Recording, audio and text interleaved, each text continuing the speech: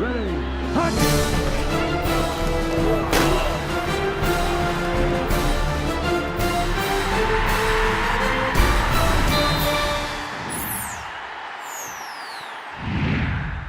As Oklahoma and Texas A&M met in the Cotton Bowl here at Cowboys Stadium on Friday night, it was a battle of red-hot teams.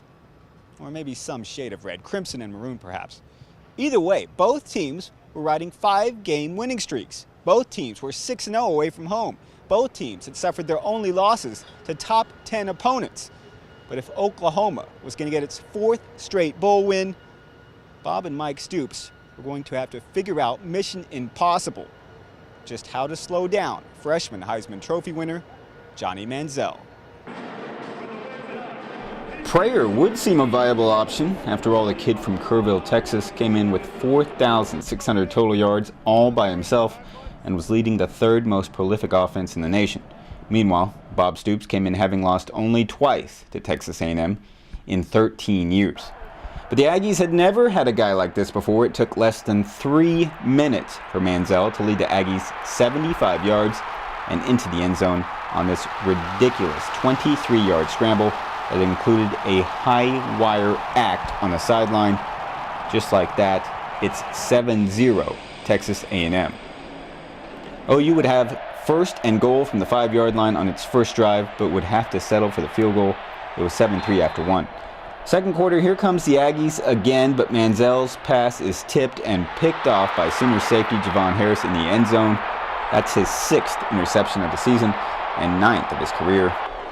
But Landry Jones then returned the favor, not seeing Texas A&M defensive back Dustin Harris, who returns the interception 22 yards to the OU 48, and that's trouble. From there, the Aggies are in business, and Johnny Football drives his team to 48 yards in only 3 plays and under 1 minute, capping the drive with his 2nd touchdown of the day, trotting in from 5 yards out. That one looked easy. It's 14-6 Texas A&M with 6:14 remaining in the half. But finally, the Sooners would come away with more than a field goal. Landry Jones buys time and finds senior receiver Justin Brown in the back of the end zone for the 6-yard touchdown pass. The Sooners are within 1, 14-13 at the break.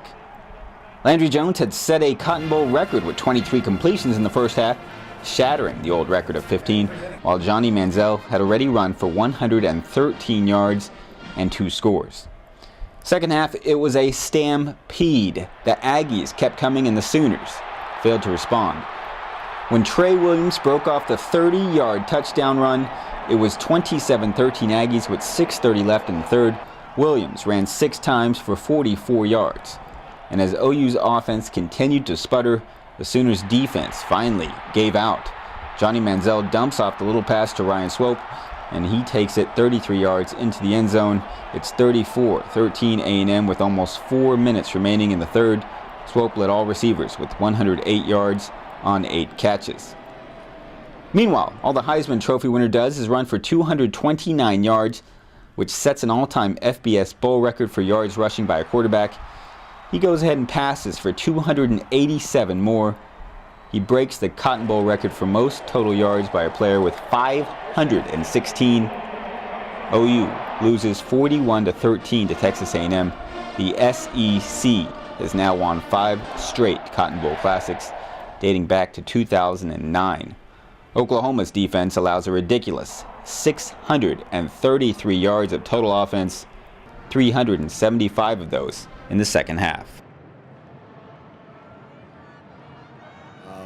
And we've got to make improvements in all areas, run defense, pass defense, pressures, whatever we're doing.